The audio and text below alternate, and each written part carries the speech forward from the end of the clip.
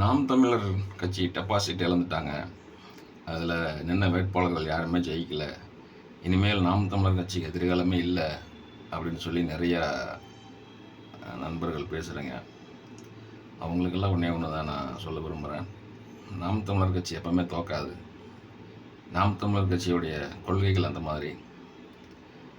நாம் தமிழர் கட்சி தோத்துருச்சு அப்படின்னு சொல்லி நிறைய பேர் கிண்டல் கேலியாக போஸ்ட் போடுறீங்க.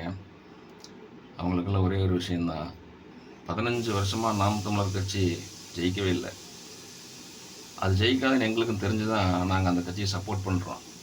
ஏன்னா நாம் தமிழர் கட்சி எதிர்கட்சியை மட்டும் எதிர்க்கலை, இந்தியாவில் இருக்கிற அத்தனை கார்ப்பரேட் கம்பெனிகளையும் எதிர்த்து தான் இந்த கட்சி செயல்பட்டுருக்கு.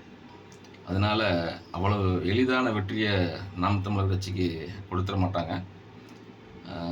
சின்ன ஒரு வாட்டர் கம்பெனியிலேருந்து பெரிய பில்கேட்ஸ் வரைக்கும் நாம் தமிழர் கட்சி எதிர்த்து அரசியல் பண்ணுது. ஏன்னா தற்சார்பு அப்படிங்கிற ஒரு விஷயத்தை கையில் எடுத்திருக்கு. அது மக்களுக்கு இன்னும் புரியலை. பல கிராமங்களில் நாம் தமிழர் கட்சினா என்னன்னே அவங்களுக்கு தெரியல. நாம் தமிழர் கட்சியுடைய ஆட்சி வரைவை கிட்டத்தட்ட ஒரு 400 பக்கங்களுக்கு இணையத்தில் வெளியிட்டிருக்காங்க. அதை பார்க்குற அளவு கூட மக்களுக்கு இன்றைக்கி நேரம் இல்லை.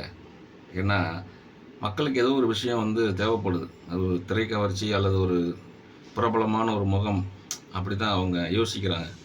அதிமுக திமுகவுக்கு மாற்று என்ன அப்படின்னா நாம் தமிழர் கட்சின்னு அவங்களுக்கு இன்னும் தெரியல. பல கிராமங்களுக்கு கொண்டு போய் சேர்க்கல. அதுக்கு காரணம் இந்த ஊடகம் தான்.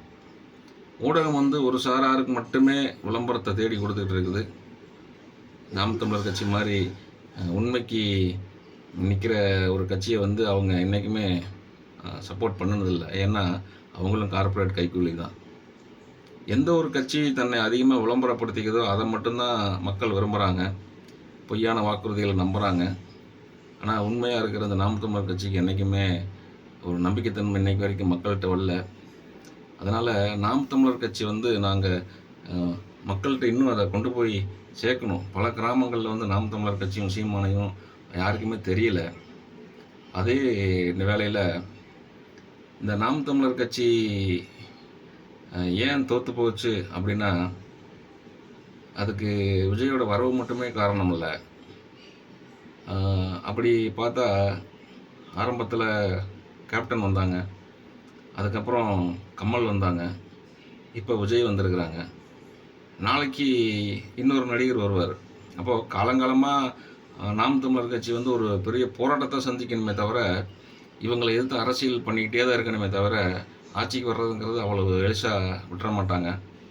கிட்டத்தட்ட ஒரு 2-2.5 கோடி வாக்குகளை நாம் தமிழர் கட்சி வாங்கினா மட்டும்தான் அது அரசு அமைக்க முடியும்.